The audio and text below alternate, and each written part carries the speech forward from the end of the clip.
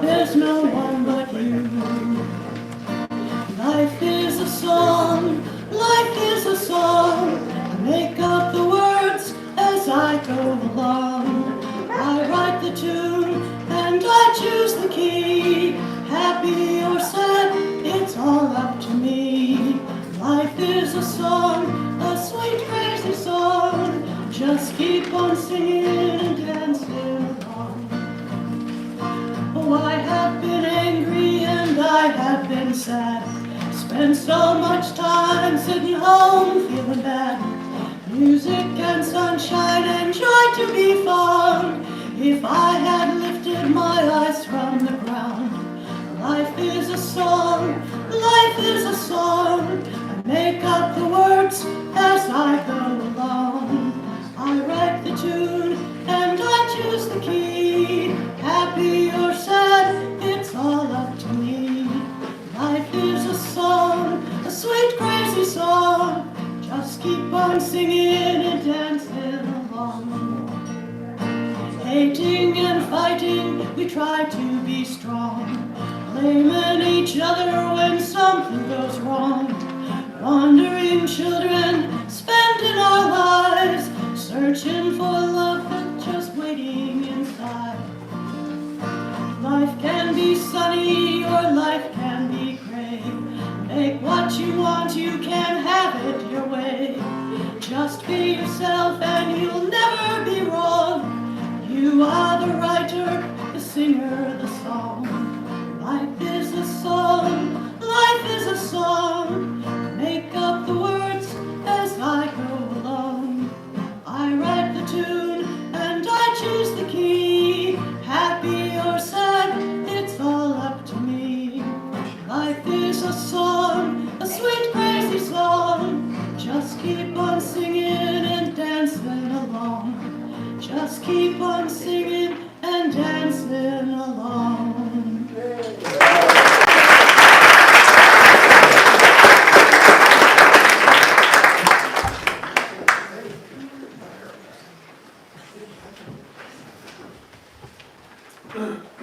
Thank you, Sue. Wow. Speaking of singing and dancing, some of you may have been at the concert for the Goddess, the Metzger's music, and Gracie was the MC, and we had members in the choir, and we had Maggie Moon dancing along with Leah Roebling. That was an exception.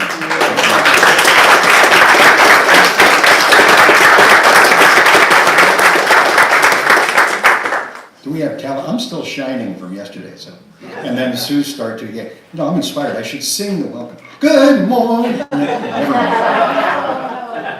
Well, my name is Larry Perlman. On behalf of the Board of the Trustees, I'd like to welcome you to the Unitarian Universalist Congregation of the Swannanoa Valley.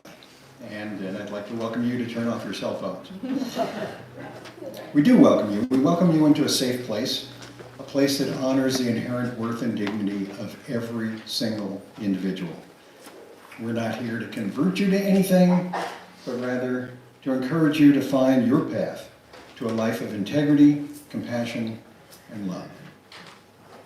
What a better world this would be if everybody knew what we know. We don't have to think alike to love alike.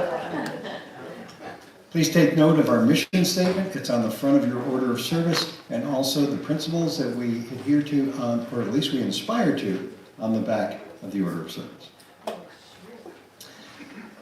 like to welcome our visitors. If you're here for the first time or second time or just haven't been here for a while and you are so inclined, we'd like to invite you to stand up and tell us who you are. And let's start on this side. Anybody here visiting? Don't be shy. Okay, I guess the visitors are all over here. Any visitors on this side? On the other hand, there we go. We're just waiting to see if anybody else. My name is Kat O'Bannon. I have a wonderful memories with the UU community over the years, and I am looking for a new home, and I am very drawn to the western North Carolina mountains. So I'm looking to both come here and to find out.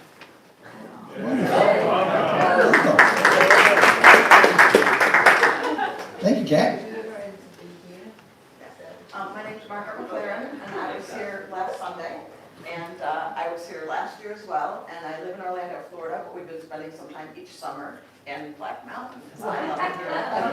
Welcome. Glad you're back. We're gonna visit with you in Florida. Okay. Yeah.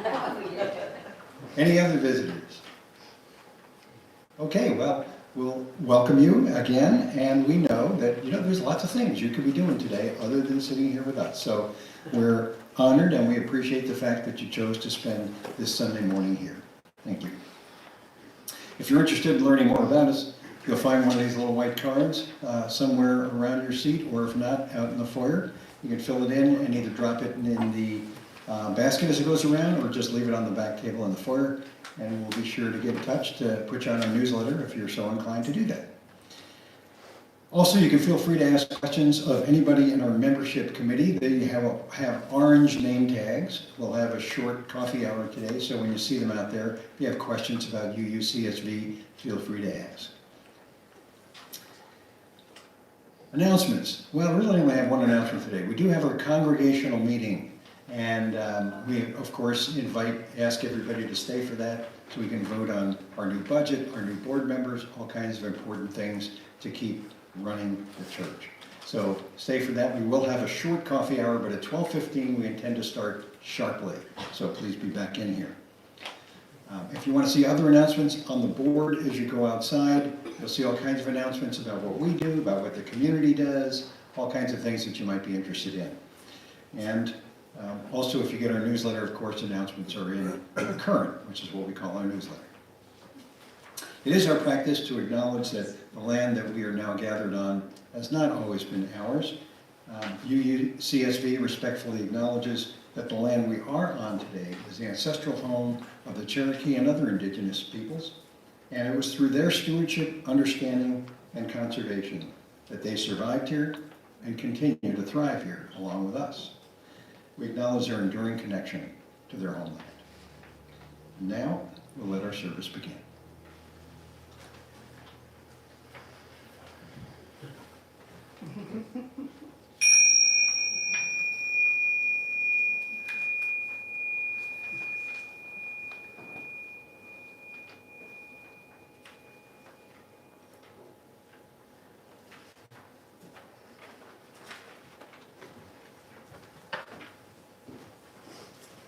Larry is a hard act to follow. This congregation is a home where no revealed truths are promoted and no scripture or human beings accepted as infallible. This is a place for a search for truth. We are believers. We believe in intellectual freedom. We believe in justice. We believe in compassion and caring for each other. We believe in commitment to all the ideals that you can see when you look at our principles, actually. Those ideals make us caring and active in the struggles for human decency. We are Unitarian Universalists, rah-rah. The light of our chalice is a reminder to help us dispel the darkness in our world and to indicate the warmth of our community.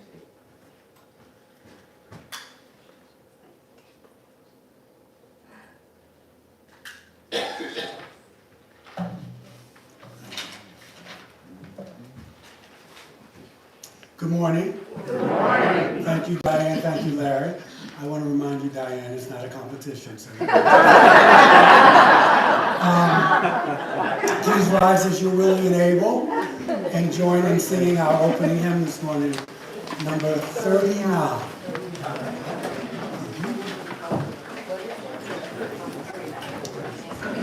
Pay no attention to the number on the It's close. It's close.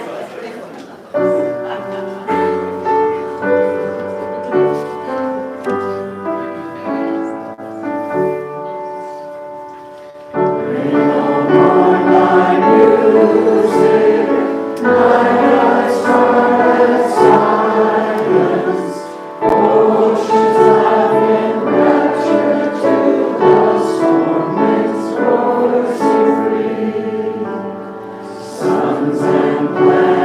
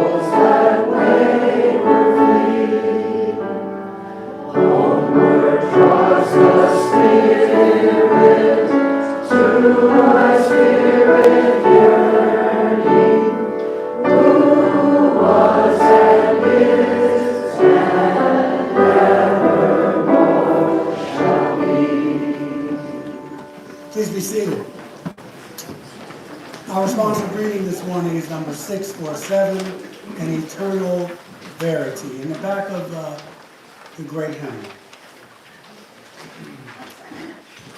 Ancient as the home is the temple, and ancient as the workbench is the altar. Ancient as the sword is the sacrificial fire, and ancient as the soldier is the priest.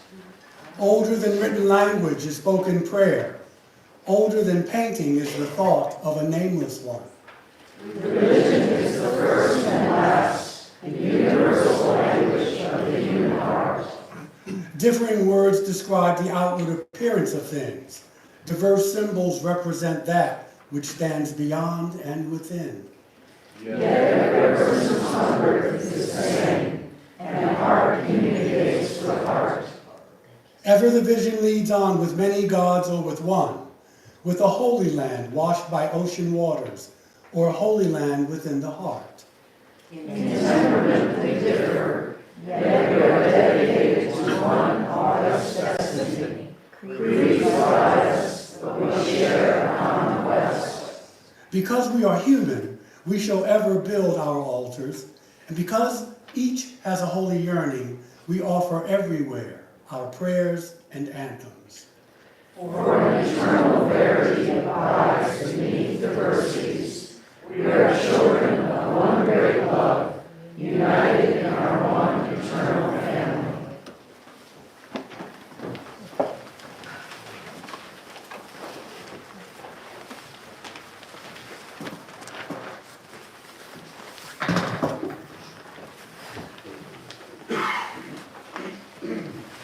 Today is the second Sunday when we have special music, and today we have our accompanist and singer-songwriter, Sue Stone. Music has been part of her life since she began taking piano lessons at age 7, when her mother got tired of hearing her trying to play. She sang in church choirs, in school and community choruses for many years. In 1975, she taught herself to play guitar, wrote many songs, and sang for church and community events. Also, she worked as a music therapist in nursing homes and led many sing-alongs. Obviously, she is still at it.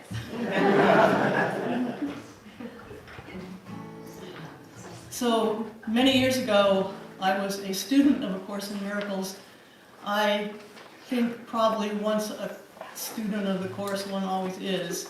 But it inspired me to write a bunch of songs. And these are a couple of the ones that I wrote. It's not the text from the Course in Miracles, it's partly text and partly me. And I tried to make it more gender neutral than the Course is, because the Course is definitely not gender neutral. Anyway, here goes. Let's see. I dreamed I was wandering, a little lost child, in a place full of danger, forsaken and wild. I remembered a home that I'd searched for so long. I awoke and discovered I'd never been gone. I am home, I am home, I am whole, I am free. Yeah, I am home, I am home, I am whole, I am free. All the beauty I've longed to find is shining here for me. Anywhere, love is there. I felt so lost, but now I see.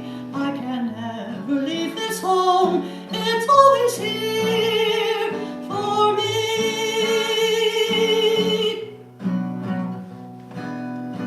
There is nothing to fear. Life is not what I see. Always there's someone who's caring for me. Nothing can hurt me, no one is my foe. I am safe in that love wherever I go. I am home, I am home, I am whole, I am free. All the beauty I've longed to find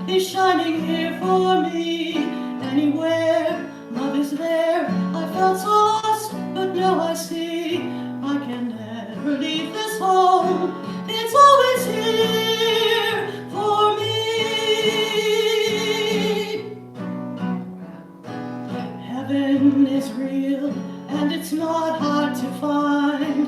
Within us, around us, forever it shines.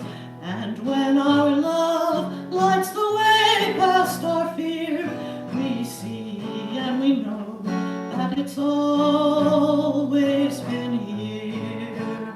I am home, I am home, I am whole, I am free. All the beauty I've longed to find is shining here for me. Anywhere love is there, I felt so lost, but now I see I can never leave this home. It's always here for me.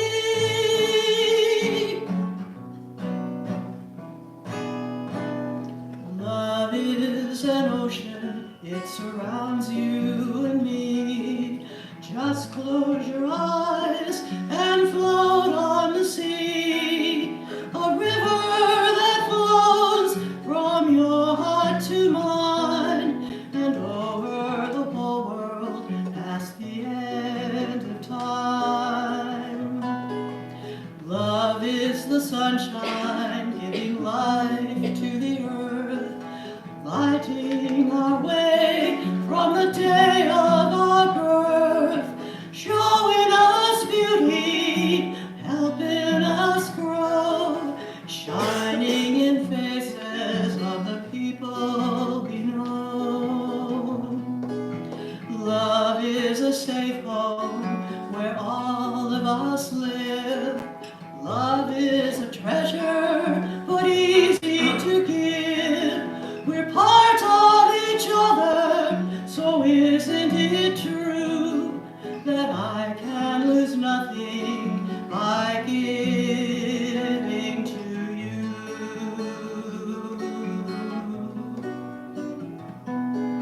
Love is an ocean, it surrounds you and me. Just close your eyes and float on the sea. Let go of your bad dreams, your sorrow, your fears. Let peaceful waves rock you. Let the sun dry your tears. Let the sun dry your tears.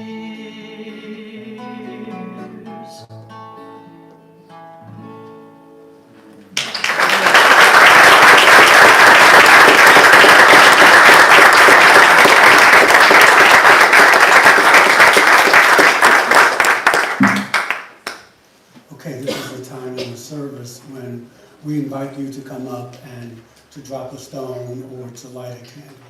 The candle's good? Yeah. Anyway, the floor is yours. Please. Oh, there's a general reminder, though. Please keep coming. The 14th of July, we will have a memorial service for Ann Selman at 2 o'clock. I'll be reminding you, but check the current, but it'll be there. 2 o'clock after the service.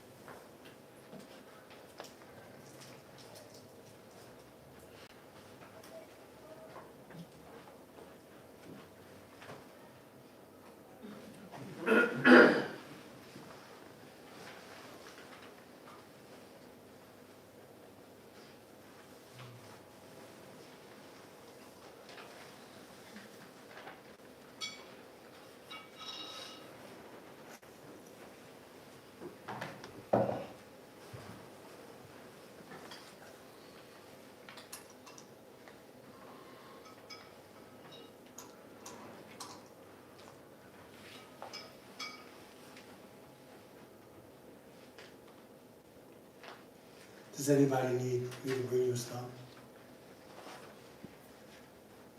This stone is for those of you who, for whatever reason, decided not to come up. Just so you know, we keep you in our hearts and minds and in our thoughts and prayers.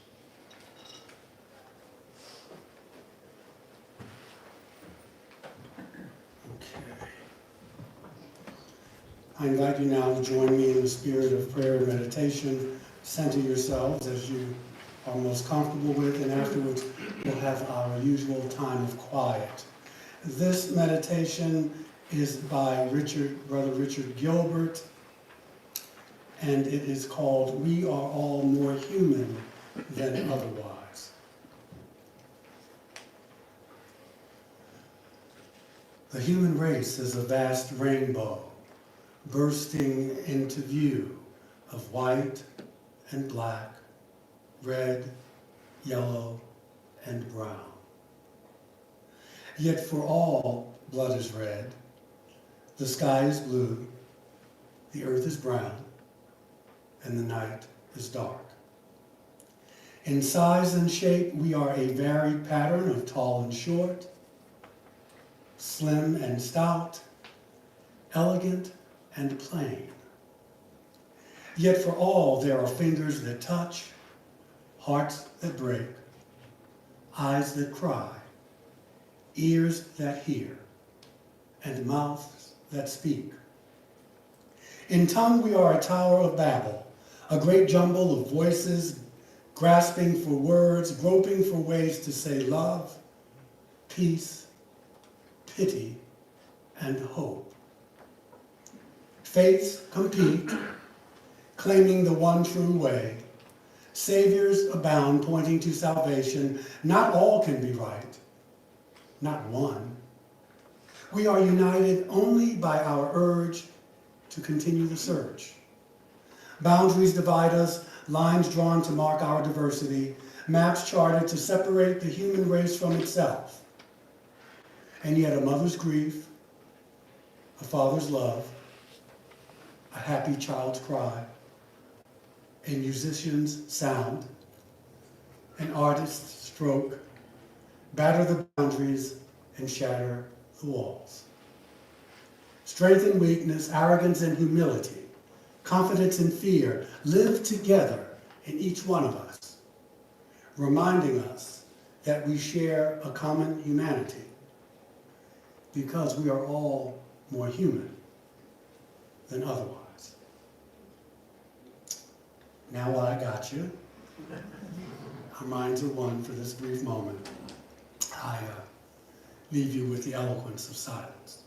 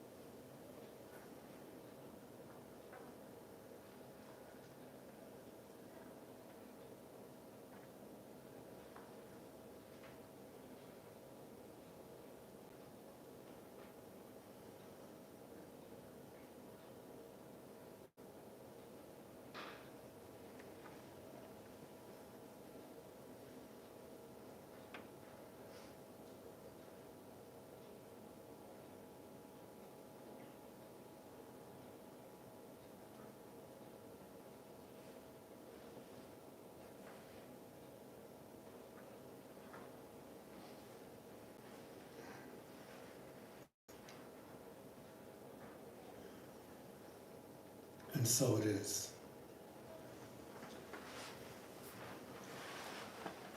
You will now collect this morning's offering.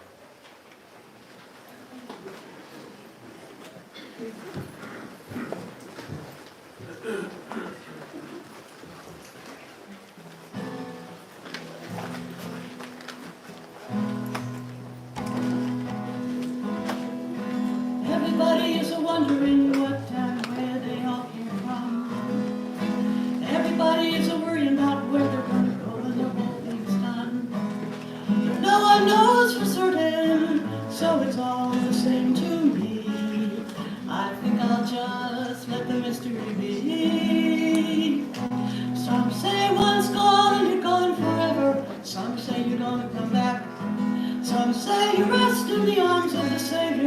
men sing the ways you laughed.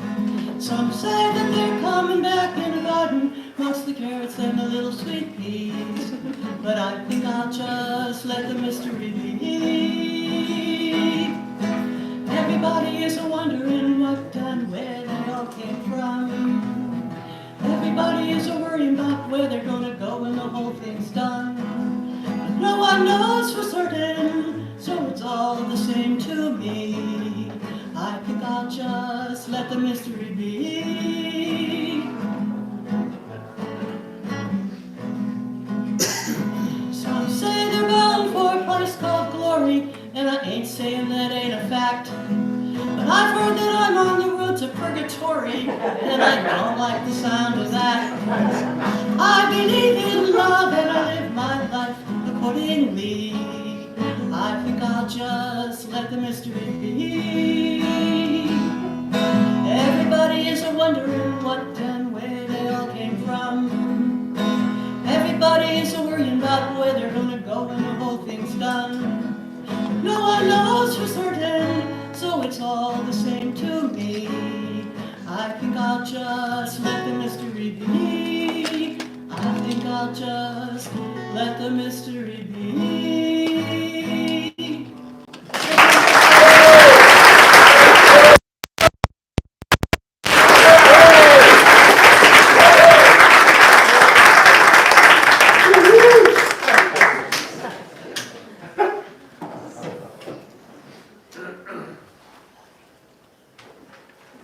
I have a joke for you. I love your enthusiasm. It's from Tina, just in case you don't like it, but I think a New Yorker, you know, an old city slicker, moves to Wyoming. And he befriends a farmer. And so he's out in the field with the farmer, and he sees a cow that doesn't have any horns.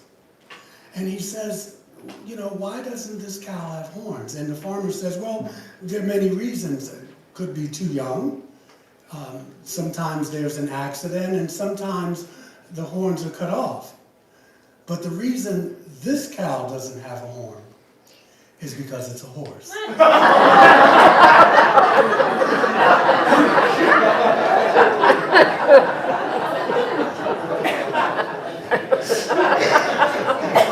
Tina, you are on staff. I get paid twice a month for more of these jokes. I wanted to talk about, again, a little deeper thinking about artificial intelligence and human beings. And I made it versus human beings for this particular talk. I don't like to do verses, but right now where we are, it seems in our evolution, it's that way. Now that may change. I'm hoping it will. In the British publication of The Guardian on July 25th in 2022, when I was researching, there was an article called Chess Robot Grabs and Breaks 7-Year-Old's Finger. Sounds like the New York Post, you know, the sensation, or the Daily News, but I had to read it. And so but it was also reported on CNN, The Independent, and the South China Morning Post. And there was a 7-year-old competitor, a 7-year-old boy. He was playing chess, and he was matched against a robot.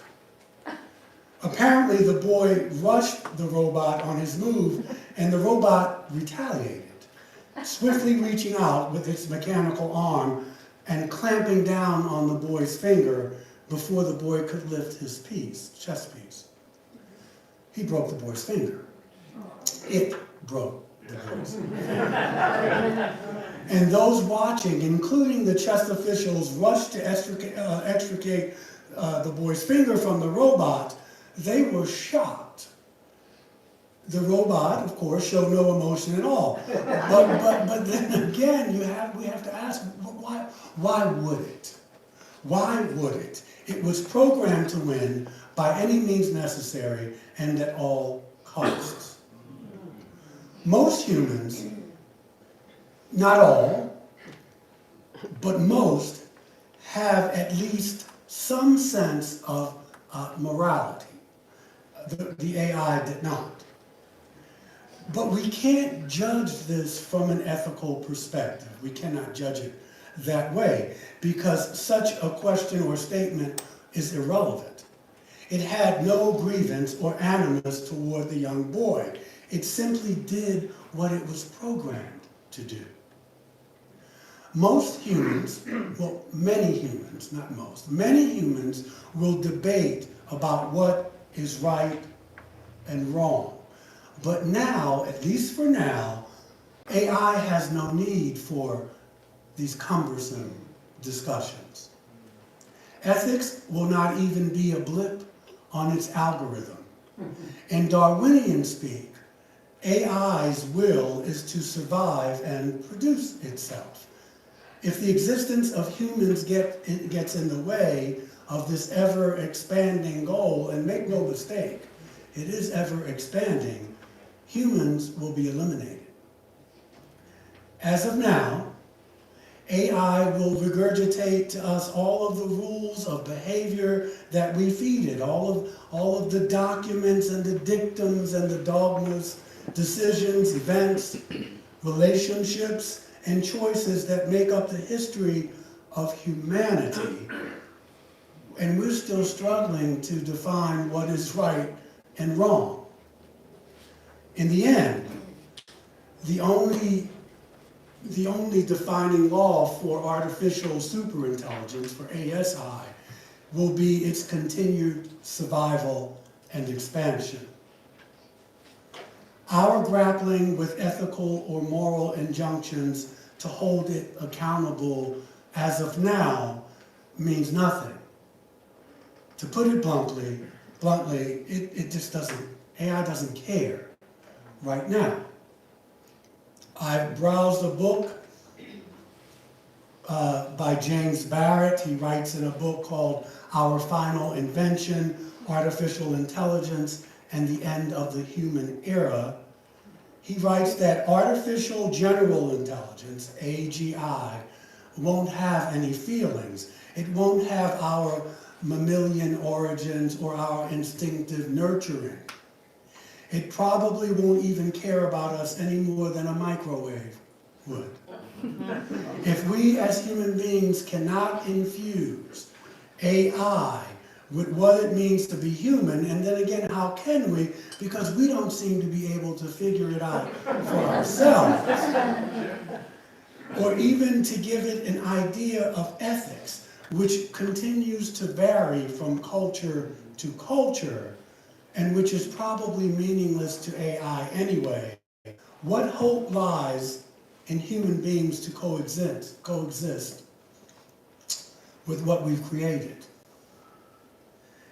AI will be more faster, more intelligent, and more focused than we are. This is not Mickey Mouse. Now experts differ on what AI will become. AGI is artificial general intelligence, or even ASI, artificial superintelligence. Now it could be within the next decade or the next 20 years. I think it's sooner because I don't trust my government, but they usually have things already planned and then they roll it out when they see fit. This is just mine. I'm not saying you need to think that way. But the tech is probably already there. It's like when Dolly the sheep, you think they stopped? Because there was an uproar against it. Do you really think they said, oh no, we can't do that, the people are not for it? So this has been going on for quite some time. The author, Brother Barrett, believes that ASI will not be friendly to humans. He says that not too terribly long, AI was embedded in our banking, in our transportation, in our medicine, in our infrastructure, and in our automobiles. But today, some 30 years later, if you removed AI from all of these industries, we couldn't get along. There would be no electricity. our cars wouldn't run, most trains and subways would no longer work, drug manufacturing would cease, faucets would run dry, planes would simply fall out of the sky, grocery shelves would not be stocked, and horror of horrors, stocks couldn't be purchased. AI was implemented into these systems about 30 years ago. It must be serious business when Brother Elon Musk is cautioning us to slow down on the race to achieve AGI and ASI. But even the federal government, we mentioned that in the last talk, has now instituted a task force to study the problem, but it may be too little too late. It appears that Musk and the government are just voices crying in the wilderness as good old-fashioned corporate greed, the military-industrial prison entertainment complex, and just plain luck of common sense, not to mention hubris and arrogance, from people all over the globe are demanding that we expand to AI, to AGI, and then to ASI. I guess they believe that somehow we as a species will survive. And most people, many people do not even want to discuss the idea. Now this could be because apathy, laziness, or just being overwhelmed. This is a lot to take on, with wars and rumors of wars, and maybe an asteroid may hit us. It's a mess, the climate change, and I get it. But the fact of the matter is that we have only one choice: to establish a positive coexistence with an intelligence that is greater than our own. One choice. We are so dependent on AI now that we're never going to go back. The genie is out of the bottle. This is the way we're going to live. I mean, it's not as simple as a Star Trek future or a Handmaid's Tale, even though I believe there's some truth to that. But this is where we are going. So here's the $100,000 question. What does it mean to be human? Because now we're going to be putting chips in people. Some people already have these chips in them, artificial limbs. What does it mean to be a human being? Some AI developers say intelligence alone determines humanness. And so there's no need for a deity. Or perhaps superintelligence is a form of God consciousness. But just like the 12 steps tell us, our best thinking got us here. Here, to the world we have today. The best and the brightest have got us to this point in human history. What I've been thinking of is this, is that artificial intelligence, at least not now, cannot bring us to a state to which itself has no access. Right now. It cannot know or even experience a transcendent human experience or event. An illustration is in order. On December 14th, 1934, Mr. Billy Wilson lay alone in a hospital bed in Towns Hospital in New York City. Mr. Wilson was an alcoholic. His wife Lois had declared her husband a failure and came to the conclusion that life was a series of failures, a tale of sound and fury signifying nothing, and that her husband was weak and spineless and would never, ever, ever give up drinking.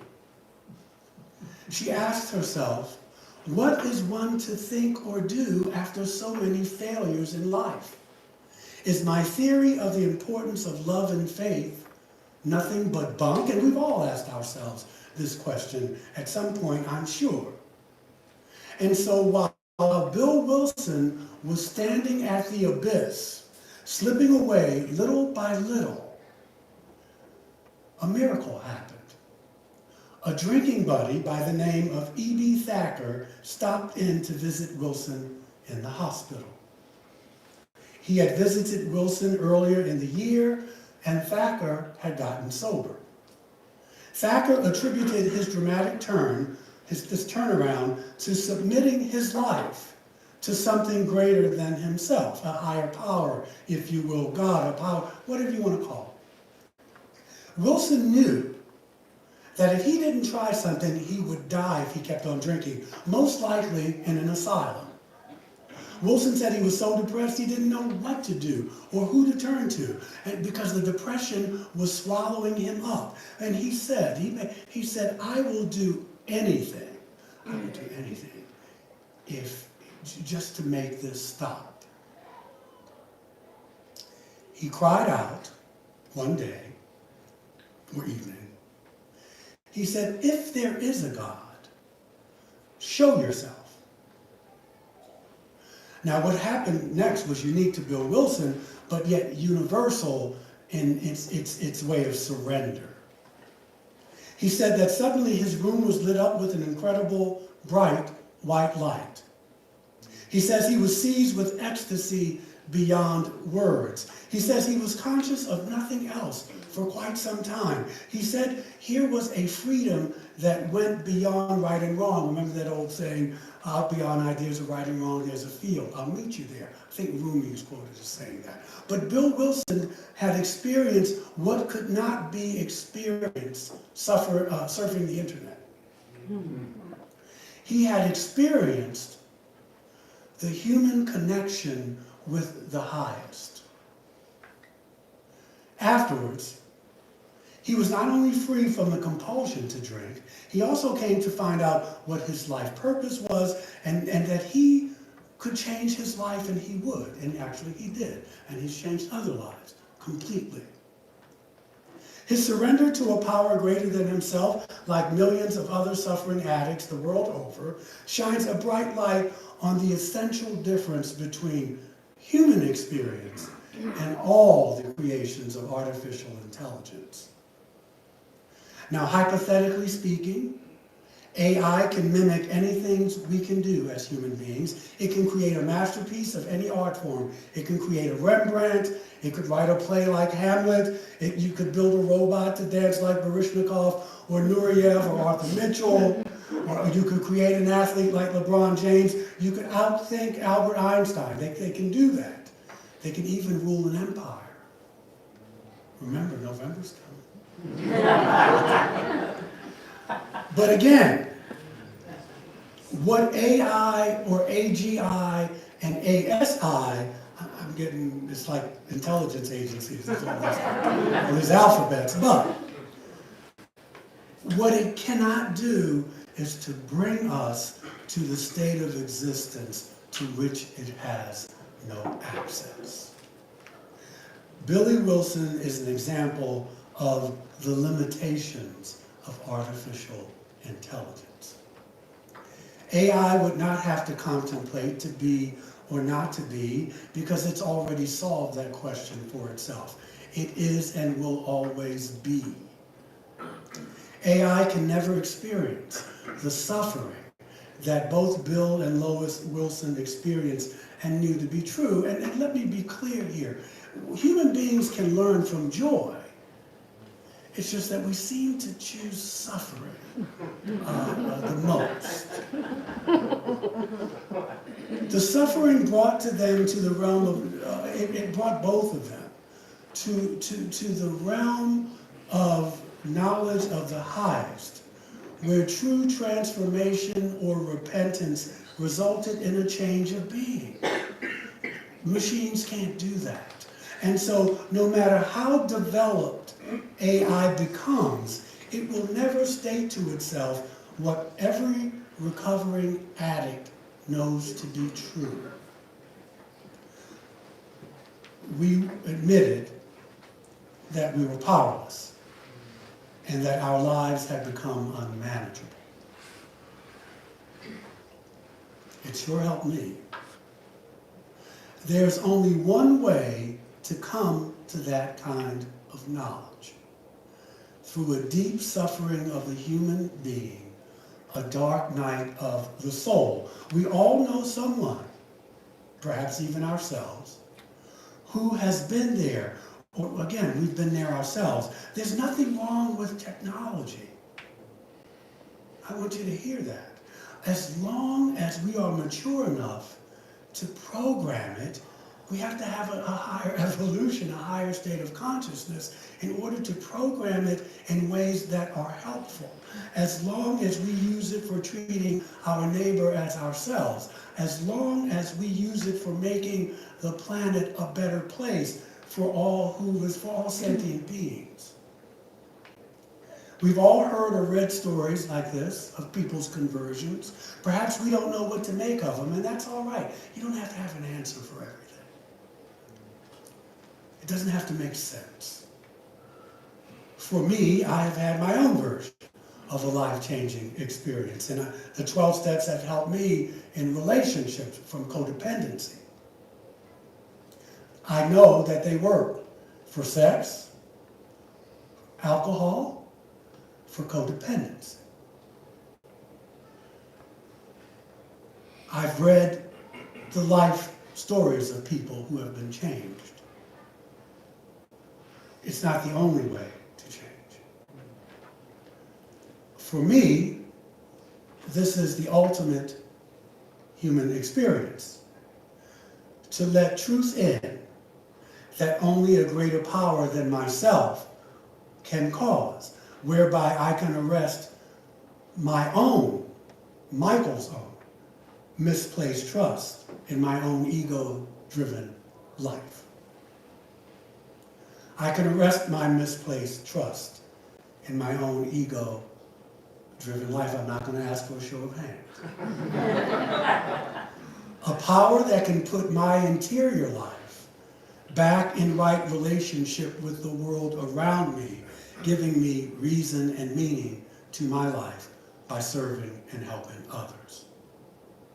Our purpose on this beautiful blue orb, on this earth that we call home, our purpose in the time we have in this body, because we are in the world by way of a body, we are some body. It's not about getting data faster and faster, nor is it simply about making connections on an ever-expanding virtual highway. In reflecting on my own Christian upbringing, I don't see this all the time, but I do see it a lot. Perhaps we spend too much time on the horizontal aspect of the cross, which is crucial, and not enough time on the vertical. I don't know. But what I do know is this. The words of the Roman senator, Trentius Lucanus. He brought a man named Terence to Rome as a slave. He took Terence under his wing and educated him, and then he freed him out of his amazement of his literary skills. Terence went on to become a famous playwright around 170 years before the birth of the man we call the Christ. One of his famous quotes, "Umo sun humani nihil ame eliam puto." Nothing human is alien to me. Nothing human is foreign to me. May it always be so. Amen, Ashe, and blessed be.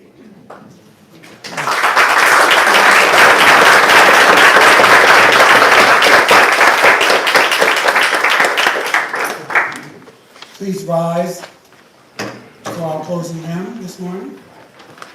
Hymn number 34.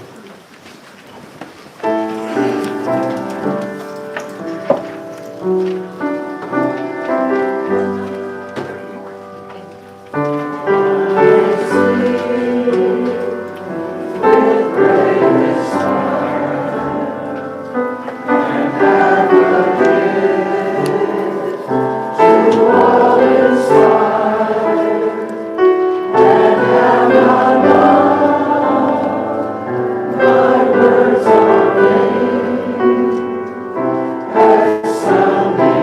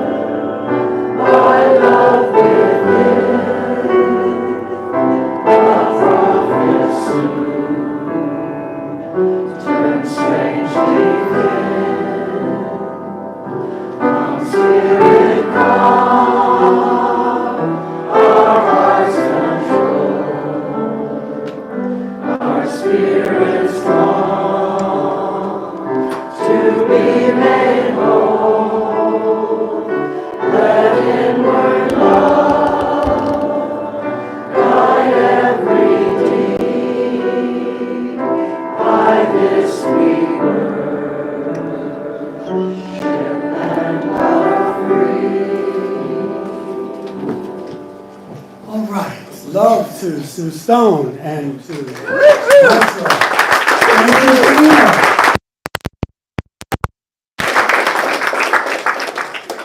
Closing words by Hosea Ballou, Universalist minister. If we agree in love, there is no disagreement that can do us any harm.